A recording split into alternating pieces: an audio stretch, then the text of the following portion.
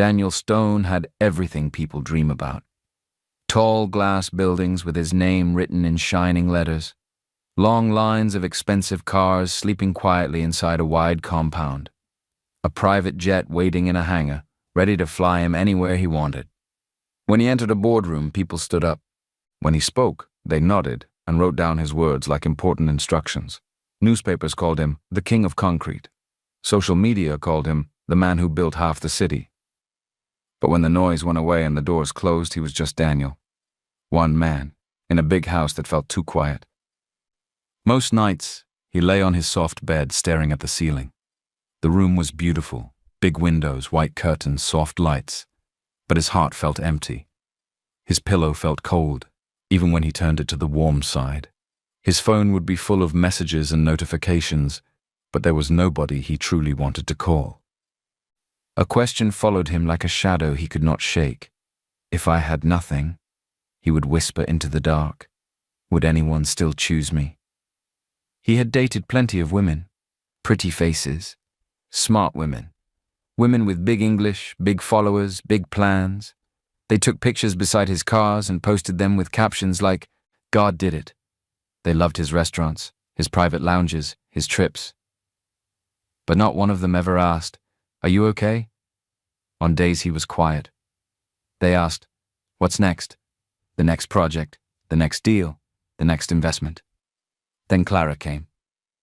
Clara was beautiful and confident. She laughed easily and said she liked simple things. She told him she admired that he started from building small houses and worked his way up. She said she wasn't like other girls who chased only money. She said she wanted a man with vision. He believed her. He bought a ring. His assistant, Nina, helped him pick dates and make calls. The wedding planner came with books and samples. Colors were chosen. Hashtags started flying around even before he approved the final guest list. One evening, after a long day at one of his construction sites, Daniel decided to surprise Clara. He passed by a bakery and bought her favorite cake. His boots were dusty and his shirt smelled faintly of cement, but he was smiling to himself as he drove to her apartment. The sky was getting dark when he parked. The corridor light in her building was on, warm and yellow. He walked slowly, balancing the cake in one hand, his car key in the other. When he reached her door, he put the key into the lock out of habit, then paused. He heard voices inside. Clara's voice, light, playful, and a man's voice answering her. Daniel stayed still, his hand resting on the door handle. He wasn't trying to spy. He just didn't want to barge in and interrupt something. But the words floated to him clearly, carried by the quiet hallway. "I'm telling you," Clara was saying, half laughing. "You think I'm here because of his fine face?" The man laughed. "So why are you here?" "Oh, please," she replied. "Do you know who he is? Do you know how much he's worth? Once we marry, everything changes. I won't be counting salary again. I'll be counting millions, maybe billions." The man chuckled. "You're using him." Clara laughed louder. "I'm investing. It's all the same. He's kind, yes. But love? If he was an ordinary plumber or mechanic, do you think I would even pick his call?" They both laughed, the kind of laugh that stings when you are on the other side of the door. Daniel's fingers slipped away from the handle. He didn't shout. He didn't knock. He didn't go in to confront her.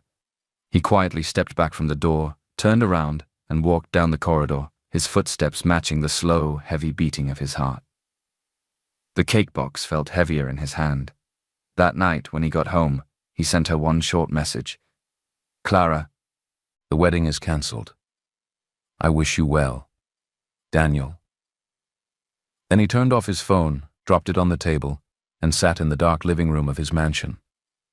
The room was big. The air smelled of polish and air freshener, but he felt like he was drowning in silence. The next morning, Nina entered his office carefully. She held a folder full of wedding plans. "Sir," she said softly, "should I cancel the hall, the caterers, everything?" "Yes," he answered, not lifting his eyes from the window. She stood there for a moment. "Do you want to talk about it?" she asked. "There's nothing to talk about," he replied quietly. "Just cancel it." She closed the folder. On her way out, he called her name. Nina. Yes, sir? He kept his gaze on the city outside, the cars moving like small dots, people rushing up and down, each person carrying their own invisible story. If a man fixes pipes and toilets for a living, he said slowly, and earns just enough to survive, do you think someone like Clara would ever look at him twice? Nina frowned.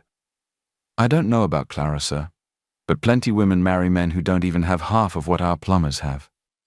Daniel's jaw tightened. You know that's not what I'm asking. She sighed. I think if you really want to know who can love you without your money, she said, you have to stop standing in front of them as Daniel Stone, billionaire. You have to show up as just Daniel. Her words sank into him like drops of water that refused to dry. That evening, long after everyone left, Daniel sat alone in the boardroom. The chairs were empty. The big table was clear. Only the city lights outside filled the glass wall with a soft glow. He leaned forward, resting his elbows on the table. Fine, he whispered to the quiet room. Let's find out. From the next day, he started changing small things. He stopped wearing his expensive suits every day and switched to plain shirts and simple trousers when he wasn't in meetings. He locked his wristwatch collection in a drawer and put a cheap plastic watch on his wrist. He grew a little stubble and didn't bother to cut it too clean. Then he went to one of the smallest arms of his empire, Stonefix Maintenance Services, the unit that handled plumbing and small repairs in his estates and office blocks. Most of the workers there had never seen him up close. They only knew the name Mr. Stone from meetings and rumors. He called the old supervisor, Mr. Bio, into a small back office.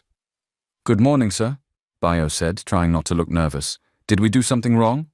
No, Daniel replied. You're doing well. I need a favor. He shut the door and explained his plan. Bio stared at him like he had seen a ghost. You want to work here? He asked slowly. As plumber? Yes, Daniel said. You? The older man almost laughed but swallowed it. Olga, this life is funny. He ran a hand over his head. So what should I do? Create a new file, Daniel said. Put my name there as Daniel James. Start me like a new staff. Small salary, normal jobs, no special treatment. Nobody must know who I am. Not the clients, not the other workers. Bio looked at him for a long time, then nodded. I have worked for your father and for you, he said it quietly. I don't know why you want to do this, but I know you are not mad. I will help. Within a week, the papers were ready. A new plumber was added to the Stonefix team, Daniel James, with a faded passport photo and a simple file. Daniel moved out of his mansion without noise. The guards thought he was traveling for a while. The cook thought he went abroad for rest. He packed a few clothes into a small bag, told them he needed some time alone, and gave no details. He rented a one-room apartment in a crowded neighborhood. The room had a small bed, a tiny cupboard, one chair, and a window that opened to a noisy street. The shared bathroom was down the corridor. People in the compound argued over water every morning. On his first night there, he lay on the thin mattress and stared at the peeling ceiling. The fan made a low, complaining sound. Voices floated in from outside. Children laughing, someone quarreling about Nipa, a radio playing an old song. It felt strange. It also felt real. The next morning, he woke up to the sound of buckets hitting concrete and women's voices arguing at the tap. Who last fetch? Shift, you met me here. He smiled to himself, got up, washed quickly, and put on the blue Stonefix overall that had his new name stitched on it. Dan Plumber. A white van picked him up at the junction with other workers. Nobody looked at him twice. To them, he was just the quiet new guy. The days that followed formed a new kind of life. Instead of meetings in glass offices, he sat in the back of the van on wooden benches, bouncing as the driver hit potholes. Instead of signing contracts, he signed job sheets. Instead of talking about billions, he talked about broken taps, rusty pipes, leaking tanks. He crawled under sinks. He climbed into ceilings. He opened manholes and took the smell that came with them. His hands became rough. His nails were always lined with a little dirt, no matter how well he washed them at night. He learned the names of the men he worked with. Idris, who told jokes even inside manholes. Musa, who had 3 children and was always asking for extra shifts. They called him New Dan at first, then just Dan. In the evenings, he returned to his small room, bought bread and egg or rice from the woman at the corner, and ate sitting on his bed. Sometimes he just lay there in his work clothes, too tired to move. He felt invisible, and strangely it gave him a kind of peace. While he was busy learning how to live small, Nina worked quietly from her office. She opened simple dating profiles for Daniel James, Plumber, on modest apps. No rich pictures, no yachts, no fine offices. Just one basic picture of him in a plain shirt, standing under a tree, looking like any ordinary man. Whenever a woman showed interest, Nina told the same story. He's a plumber. He used to work with a bigger company before things changed. Now he's starting again. He doesn't have much yet, but he is kind and serious. No last name that would ring bells. No business titles. Just Dan. The first woman he met was named Joy. They arranged to meet at a small fast food place near a busy road. He got there early and sat near the window where he could see her coming. She arrived in tight jeans and high heels, dragging a small designer bag. She looked around the place with a face that said she was already annoyed. When Dan stood up and greeted her, she gave him one slow look from head to toe. "You're Dan?" she asked. "Yes," he said. "Thank you for coming." She sat down halfway, then looked around again at the plastic chairs and simple tables. "Sorry," she said. "Is there no better place? Somewhere with AC and fine chairs? This place looks like secondary school canteen." He smiled gently. "The food is good," he replied, "and it's close to where I work." "You're a plumber, right?" she asked. "Yes." She sighed and picked up her bag again. "No offense," she said, already standing, "but I didn't finish school and sit for professional exams to come and be eating meat pie with somebody that spends all day inside gutter water. I can't do this." She walked out before the waitress could bring water. He stayed. He ordered food. He ate slowly, listening to the noise of the road and his own thoughts. The second date was with a lady named Anita, an HR officer. She actually sat down and let them talk, but all her questions sounded like interview questions. "How much do you earn monthly? Do you have other sources of income? What is your 5-year plan? Any hope of traveling abroad?" By the time the food came, she had already decided. "You seem like a good person," she said, standing up. "But I have suffered enough in life. I can't go and carry more struggle on my head. I want a man that is already made. Good luck." She left him with the bill, and with a quiet ache he tried not to show on his face. After a few more disappointing meetings, he began to feel what he had felt before, that he was just a walking opportunity to people, a future ladder, a possible escape. It didn't matter if he had a suit or an overall. They still looked at him with measuring eyes. He almost told Nina to cancel everything. He almost packed his bag and went back to his mansion. But life had one more turn waiting for him. One hot morning, as the sun was climbing and the air already felt heavy, a call came into the Stonefix office. A small clinic on the edge of town had a burst pipe. Water was flooding their waiting room. "Idris Dan," Mr. Bayo said, waving the work order.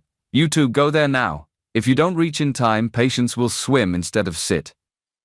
They drove in the van through busy streets till they reached the clinic. It was a low building with a faded signboard and a small compound. People were sitting outside on benches holding files. Water was running out from a side door, forming a small stream along the concrete. A nurse stood in front of the door, her hands on her head. She wore a light blue uniform. Her hair was packed up into a simple bun. Her face looked tired but alert. "You're from Stonefix?" she asked as soon as she saw them. "Yes, Ma," Dan said, already reaching for his tools. "Where is the problem?" "Inside, behind the sink near the treatment room," she said quickly. "The pipe just burst. Water is everywhere. We moved some patients out. Please, help us." He followed her inside. The floor was wet. People were standing and lifting their legs to avoid puddles. The smell of medicine and disinfectant mixed with the smell of damp plaster.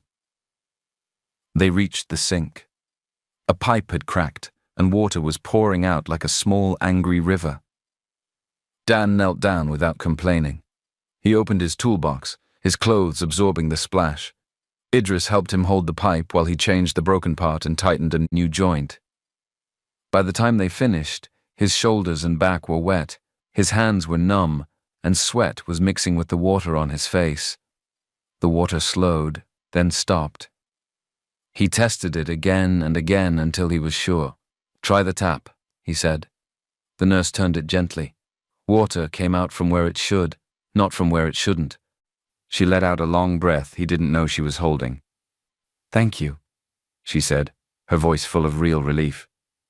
If this had continued, we wouldn't have been able to attend to anyone today. He sat back on his heels and wiped his face with the back of his hand.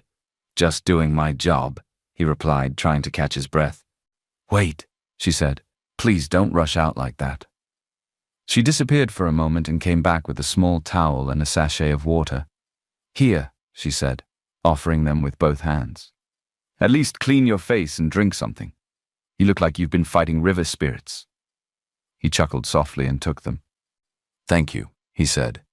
"I'm Dan." She smiled, and the tired lines on her face seemed to soften.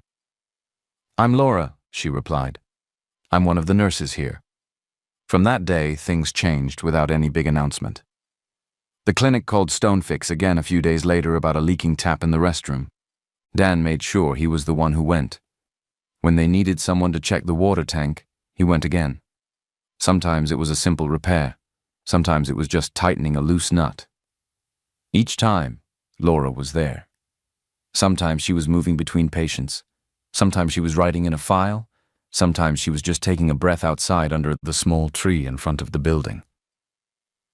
Whenever she saw him, her face lit up with a small, honest smile. "You again," she would say. "This clinic and water problem. We should put your name on our signboard." He would laugh. "Water likes to misbehave. Somebody must correct it." She always found a way to show kindness. A sachet of water here, a biscuit there. One day, she brought him a food pack wrapped in nylon. "I bought it for myself," she said. "But I have been running up and down since morning. If I leave it, it will get cold. You eat it before it jumps from your hand." He hesitated. "You don't have to give me your food." "I know," she said simply. "That is why it is a gift." The food wasn't special, just rice and stew from a nearby canteen. But something about the way she gave it, calm and without calculation, stayed with him long after he finished licking the spoon. He started noticing little things about her. The way she bent down to talk to old women and called them mama, with respect. The way she knelt beside frightened children and touched their shoulders before injections. The way she stayed back after her shift to arrange files or wipe beds, even when no one asked. One evening he finished a job just as black clouds gathered in the sky. Before he could leave the clinic compound, the rain started suddenly, heavy and cold. People ran inside. The wind pushed the rain at an angle, splashing the walls. Dan stepped back under the small porch, folding his arms as he shivered a little. A few minutes later, the clinic door opened, and Laura came out with a small flask and a cup. "You'll get sick like this," she said. "Come inside the porch properly." He moved closer. She opened the flask and poured hot tea into the cup. "Drink," she said. "At least warm your chest a little." He held the cup with both hands and felt the warmth travel through his fingers. "Laura," he asked, looking at her, "why are you always kind to me? I just come here to fix pipes." She leaned on the wall and shrugged. "You come when we call," she replied. "You don't complain. You don't shout at patients. You don't make us feel small because we're in a small clinic. If someone is useful to you, why won't you be kind back?" He smiled faintly. "Not everyone thinks like that," he said. "Then those people should change," she answered simply. They stood there together, listening to the rain hitting the roof, watching the water wash the dust away from the compound. She sighed after a while. My mother is going to start again this weekend, she said quietly. Start what? He asked. Her favorite topic, she replied. Marriage. My aunties are coming to the house for a small family Thanksgiving. They will ask the usual questions. Laura, you are how many years now? Have you chased all the men away? Are you waiting for angel from heaven? I'm already tired. He laughed softly. You can tell them to mind their business, he suggested. She smiled weakly. You don't know my aunties. If you tell them that, they will still turn it to prayer point. She was quiet for a moment, then spoke without looking at him. Sometimes I wish I could just go with someone, she said. Not because I want to pretend, but just so they can calm down for once. At least let them see I am not hiding in the hospital for nothing. He watched her face. If you want, he said gently, I can go with you. She turned her head slowly. You? She asked. Why? Because you are my friend, he replied. And if going with you will give you small peace for one day, it's not a bad thing. She looked at him for a few seconds, reading his eyes. Then she smiled, a small, surprised smile. Are you sure? She asked again. Yes, he said, as long as your mother doesn't ask me to repair all the pipes in the house. She burst out laughing. She might, she admitted, but I'll protect you. On Sunday afternoon, they met at a bus stop and went together to her family house. She wore a simple peach dress and carried a small handbag. He wore a clean shirt and dark trousers. He still looked like someone who worked with his hands, but he was neat. The family compound was noisy. Music played from a speaker in one corner. Children ran around chasing each other. Smoke rose from a pot at the back where someone was turning jollof rice with a big spoon. Her mother saw them enter and wiped her hands on her wrapper as she came forward. Laura, she said, you kept us waiting. Then her eyes went to Dan. And who is this handsome young man? She asked, looking him up and down. Laura held his arm lightly. Mummy, this is Daniel, she said.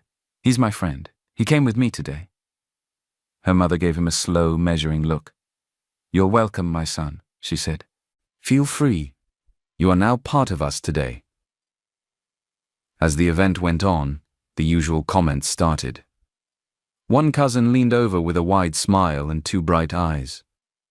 So, Daniel, what do you do? She asked. I'm a plumber, he answered simply. Her eyebrows rose before she could hide it. Oh, plumber, she repeated. Okay, at least you're doing something. Water is always important. Later, two aunties pulled Laura aside within his hearing. So this is the person keeping you busy now, one said. You couldn't find banker or engineer, but you found plumber. Life is interesting. He looks quiet, Shah, the other replied. Maybe he will be joining Pipe and Destiny together. They both laughed. Laura rolled her eyes and walked away. In the middle of the noisy day, a shout came from the backyard. There is no water again, oh. The kitchen tap has stopped. People are still cooking rice. Her mother dropped the spoon she was using and rushed toward the back. If water stops now, I am finished, she muttered. Guests will insult me. Dan followed them quietly. He checked the small water tank and the pump. A pipe joint near the pump had cracked, and water was leaking into the ground instead of flowing into the house. If we don't fix this now, there will be trouble, he said calmly. Can you do something? Her mother asked, worry in her eyes. Yes, Ma, he said. Please give me a small bucket, tape, and any old tool you have. They found a few things and brought them. He rolled up his sleeves and got to work. In a few minutes, with simple tools and quick thinking, he sealed the leak and got the pump running again. Soon, a voice called out from the kitchen. Water is back, oh? Her mother's shoulders relaxed. She looked at Dan with genuine gratitude. God bless you, my son, she said. If not for you, today would have turned to shame. Later, as they sat under a tree eating together, Laura leaned closer. My mother likes you now, she whispered. He smiled. I like her too. She respects her rice. They both laughed. On their way home that evening in the bus, Laura rested her head lightly on his shoulder. He stared out of the window at the moving lights and felt warmth spread in his chest that had nothing to do with money. Days passed. Their friendship deepened. Sometimes after work he walked with her to the junction. Sometimes they sat on a low block outside the clinic, sharing a bottle of soft drink and talking about everything and nothing, their childhoods, their fears, their little dreams. One afternoon, while they were sitting like that, Laura's phone buzzed. She checked it and sighed. "What is it?" he asked. "My old coursemate," she said. "Her name is Sophie. She just moved into a new apartment. Her fiancé is a doctor. She wants me to come for housewarming this weekend. She also said I should bring my plumber boyfriend so she can advise me properly." Her lips twisted in a small, tired smile. "You don't have to go," he said gently. "I know," she replied. "But if I don't go, she will still talk. Better for her to talk in front of me than behind." She paused. "I want you to come with me," she added. "If you don't mind." "I don't mind," he said. "If we reach there and it becomes too much, we'll just leave." On Saturday, they went to Sophie's place together. The building was tall and new, with painted walls and a neat compound. Dan recognized the structure. It was one of his company's buildings, approved by him 2 years before. Seeing it now through Laura's eyes felt different. Inside, the apartment was bright and decorated with new furniture. Music played. People laughed and held plates of food. Perfume and fried meat filled the air. Sophie came toward them quickly, wearing a fitted dress and shining earrings. "Laura," she exclaimed, hugging her. "My star girl. You disappeared, Anne." Then she turned to Dan. "So this is him," she said with a small smile. "The famous plumber." "This is Daniel," Laura said calmly. "Daniel, this is Sophie." "You're welcome," Sophie said. "Make yourself at home. If anything leaks, at least we have expert around." She laughed. Some of her friends laughed with her. As the evening went on, the small comments started. 2 girls near the sofa whispered and giggled. "She was the top of our class," one said quietly. "We thought she would marry consultant or surgeon. Now see, she brought plumber. Life is strange." Another guy looked at Dan's shoes and smirked. "Those boots have suffered," he joked. "Olga, no vex. It's just banter." Sophie pulled Laura aside at one point. "Babe, I'm talking to you as friend," she said. "You're too brilliant to be stuck with someone who will be smelling pipe every day. You deserve more. You can still change your mind. Doctors are still single in this town." Laura's face tightened. "He respects me," she replied. "That is already more than what some doctors give their wives." Back in the sitting room, as people ate and laughed, there was a sudden shout from the corridor. "Water is pouring from the ceiling." Everyone hurried out. A brown patch had appeared on the white ceiling near the passage. Drops of water were falling steadily, forming a small puddle on the polished tiles. The estate manager looked worried. "I've tried to call Stonefix, but they said all their teams are out. If we don't stop this, the ceiling can spoil." Sophie held her head. "Today of all days," she groaned. Dan stepped closer. "I can check it," he said quietly. Sophie blinked. "Now?" "Yes," he replied. The manager gave him a ladder and some basic tools. He climbed up carefully, opened the small panel, and shone a light inside. A loose joint had started leaking. In a few minutes, he tightened what needed fixing, wiped away the extra water, and sealed the spot. The dripping stopped. People clapped without thinking. Someone shouted, "Omo, this plumber is not ordinary, oh." Sophie smiled quickly and said, "Thank you, Daniel. You saved my ceiling and my housewarming." On the way home that night, the road was quiet and the air cooler. "I'm sorry about everything they said," Laura said softly as they walked. "You didn't say it," he replied. "I know," she answered. "But hearing them talk like that, it still hurts. They think wearing suit is what makes a man valuable. They don't know what it means for someone to work with their hands and not cheat anyone." He looked at her. "Does what they say change how you see me?" he asked. She squeezed his hand. "No," she said simply. "When my mother's water stopped, you fixed it. When our clinic floods, you come. When I'm tired, you listen. That is more than what some people with big English do." That night, after he left her at her door and walked back to his small room, he did not lie down immediately. He sat on the edge of the bed for a long time, thinking. Then he picked up his phone and called Nina. She answered quickly. "Sir?" she said quietly, using his real title for the first time in a while. "I think I've found what I was looking for," he said. He told her everything. The clinic, the rice, the tea in the rain, the family event, the housewarming, the way Laura stood by him even when others laughed. When he finished, there was a pause on the line. "So what now?" Nina asked. "I can't stay hiding forever," he said. "It's not right. She deserves the truth. But I don't want to confuse her. It has to be simple." They agreed on a plan. 2 days later, after his morning jobs, Daniel went to the clinic without a work order. Laura saw him through the window and waved. "You came to check if your pipe is still behaving," she joked when he stepped inside.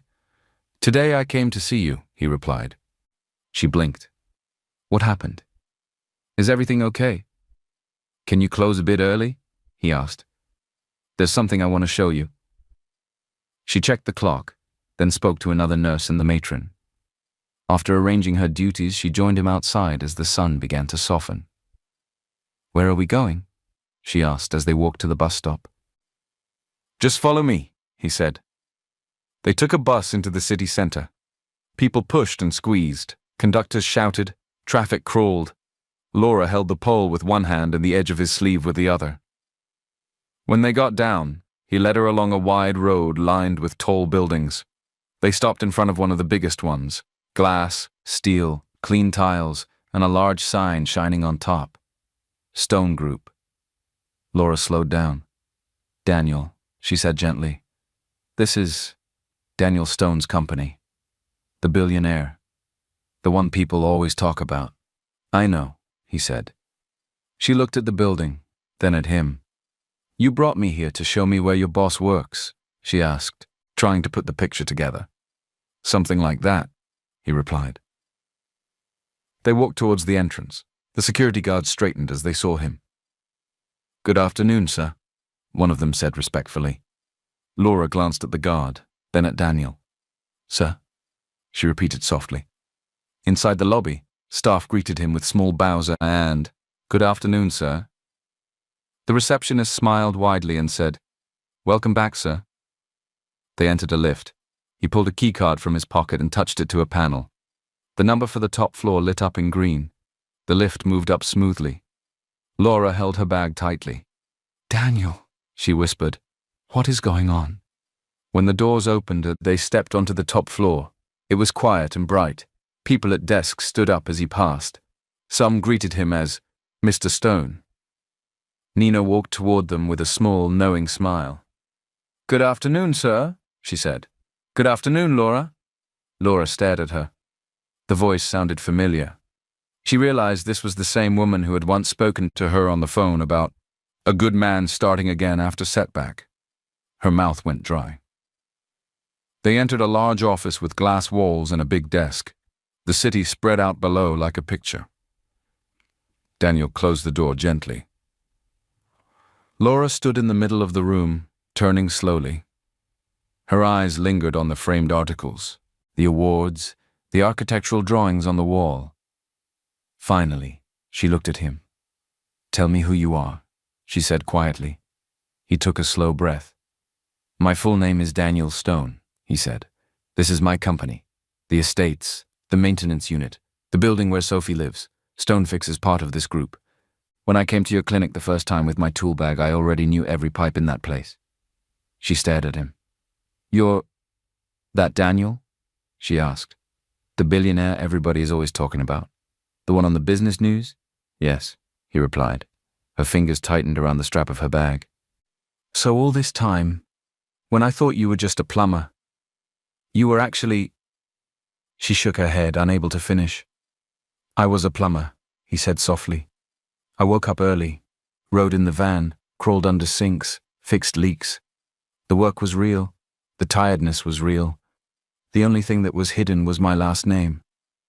She looked hurt and confused all at once. Why didn't you tell me? She whispered. Do you know how foolish I feel now? I was telling my friends I don't care about money and you were just watching me. He stepped closer, his voice low. I didn't tell you because I was tired, he said. Not of you, but of being seen as a walking bank. I needed to know if anyone could look at me in dirty overalls with cracked hands and no big introduction and still choose to sit beside me. You did that.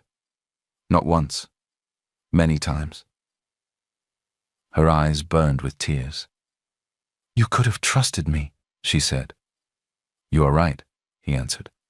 I should have told you earlier. For that, I'm sorry. I didn't want to trap you in a story where you didn't know the full truth. That's why I'm showing you now, before we go any further.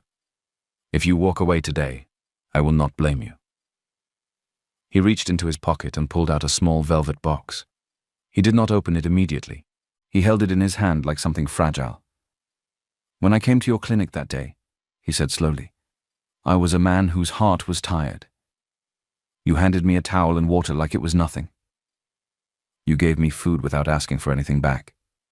You brought me to your mother's house and held my hand when people laughed at my job. You stood beside me at Sophie's house when people joked about my boots. You were proud of Dan the plumber when you had no idea about Daniel Stone the billionaire. He went down on one knee on the soft carpet of his office. Laura covered her mouth with both hands. Laura, he said, his voice shaking a little now. I hid my name. But I did not hide my feelings. Those evenings under your clinic porch, that bus ride with your head on my shoulder, the small meals we shared. Those were the happiest days I've had in years.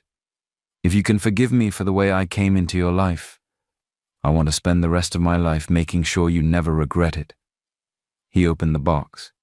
A ring sparkled up at her. I'm asking you, he continued, not as Daniel Stone, the owner of buildings, but as the same Dan who once came to your clinic with wet clothes and rough hands. Will you marry me? Tears slid down her cheeks. You confused me, she said, half laughing, half crying.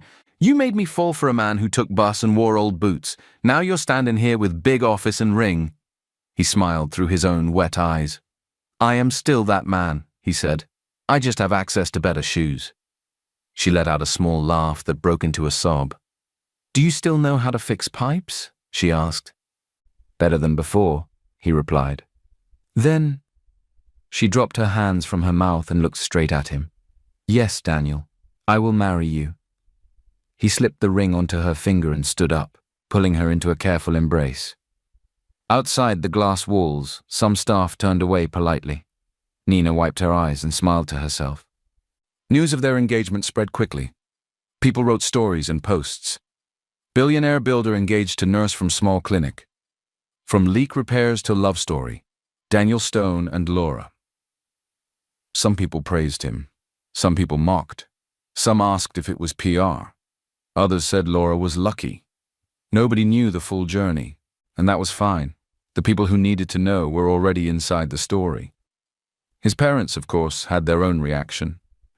His mother sat in their living room with a newspaper in her hand, the headline bold in front of her. A nurse? She said, her voice tight. From small clinic? After all our work? All our connections? Do you know how many powerful families are waiting for opportunity to join with us? He chooses this? His father sat quiet for a long time, then folded his arms. He chooses the person he sleeps beside, he said calmly, not the person the world sleeps well with. That's easy for you to say, she snapped. You're not the one that faces the wives of governors at events. They will ask, who is your daughter-in-law? And I will say, she is nurse from roadside clinic. They will smile with their teeth and insult me in their mind. His father looked at her. Have you met the girl? He asked. No, she said. Then maybe you should, he replied. They agreed to invite Laura to the house. She came in a simple gown, not trying to look richer than she was. She greeted everyone with respect, sat when they asked her to sit, and answered all questions honestly. She didn't pretend she knew how to move in their circle. She didn't act impressed by every object in the house. She did not cower either. She was just herself. His mother remained stiff, polite, but cold. The real change came later, when his mother fell sick and had to be admitted to a hospital for some weeks. Her illness made her talk sharply. Some nurses didn't like going near her bed because of her attitude. Laura finished her shift at the clinic each day, then went to the hospital to sit by her side, even when Daniel was not there. She adjusted pillows. She massaged her hands. She spoke calmly to her even when his mother complained or sent others away. One afternoon, his mother woke up from a nap and saw Laura asleep on a plastic chair beside the bed, her head tilted to one side, her hand still resting lightly near the older woman's arm. "How long has she been there?" his mother asked the young nurse on duty. "Since evening yesterday," the nurse replied. "She refused to go home. She said she will stay in case you wake up and need something." His mother looked at Laura's tired face and felt something shift in her own chest. This girl was not wearing lace or gold, yet she was sitting in an uncomfortable chair because of her. When she was discharged and returned home, she asked Daniel to come alone one day. They sat together in the quiet sitting room. "This girl," his mother said slowly, "she really cares about you." "She does," he replied. "She cared about me too," his mother added quietly, "when I was not exactly sweet." He smiled a little. "I know," he said. His father spoke from his chair. "Character is not something money can buy," he said simply. "If you have found someone whose heart is clean toward you, hold her with 2 hands. His mother sighed. "I wanted you to marry power," she said. "I did not know you would find something stronger." She paused, then nodded. "Bring her," she said. "Let's plan properly." The wedding was not about showing how rich they were. Daniel refused to let it turn into a competition of who could shout the loudest. It was beautiful, but calm. The hall had tall windows and soft lights. The colors were white and soft green, gentle and fresh. Flowers lined the aisle. The guests were a mixture of worlds: governors, business partners, nurses from the small clinic, Stonefix workers, Laura's family, and neighbors from Daniel's old one-room compound. Children from the clinic came in their best clothes, eyes shining as they watched Auntie Laura in her white dress. Daniel stood at the front, his heart beating faster than it had before any business deal. He wore a dark suit. He looked like Mr. Stone again on the outside, but inside he still felt like Dan in his blue overall. The music changed. Everyone rose. Laura walked in on her mother's arm, her dress flowing softly around her legs. There was no heavy crown on her head, just a simple veil and a few flowers. Her eyes shone not with pride but with quiet joy. When she reached him, her mother placed her hand in his. "Take care of her," her mother whispered. "I will," he replied softly. They stood before the pastor. "Now," the pastor said with a warm smile, "you will share your vows." Daniel took Laura's hands in his. "Laura," he began, his voice a little rough, "the first time I saw you, I was kneeling in dirty water behind your clinic. My clothes were wet, my back was aching. I was just trying to stop one stubborn pipe from flooding your waiting room. You took a towel, smiled, and said I looked like someone who had been fighting with water all week. You made me feel like my work mattered, even when my hands were shaking." Some guests smiled through their tears. "You gave me rice when you didn't know my salary," he continued. "You gave me tea in the rain without asking my surname. You took me to your mother's house and held my hand when people laughed at my job. You stood with me at Sophie's house when they joked about my shoes. You fell in love with the man who carried a toolbox and not the man whose name is on buildings.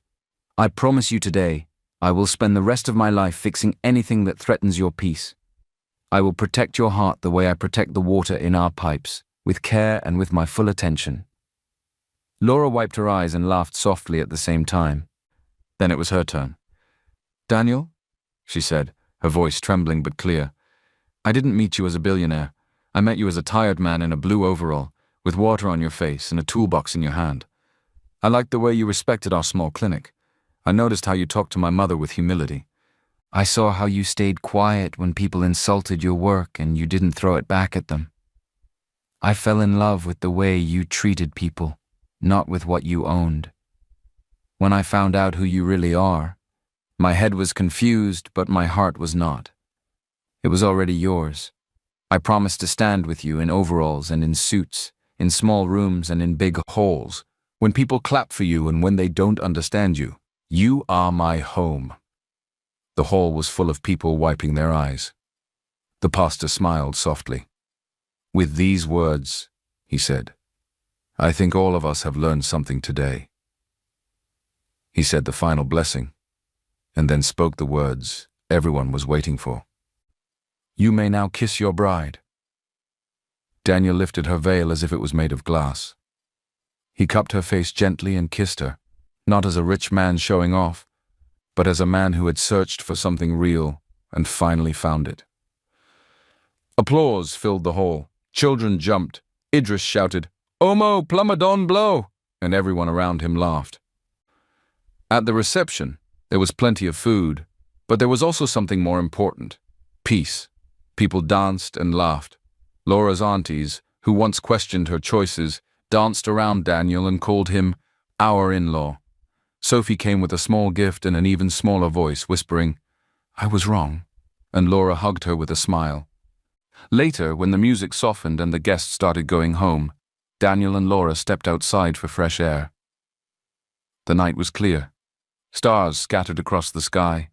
The city lights twinkled in the distance. They stood side by side, fingers intertwined. Do you ever think about that first day at the clinic? Daniel asked quietly. I do, she said. Sometimes I wonder what would have happened if I hadn't given you that rice. He smiled. I would have still fixed your pipe, he said. But I might have gone home feeling like every other day. That food didn't just fill my stomach. It told me that kindness still exists. She leaned her head on his shoulder. You know something, she said. Even if all these buildings disappear tomorrow, I would still be proud to introduce you as my plumber. He laughed softly.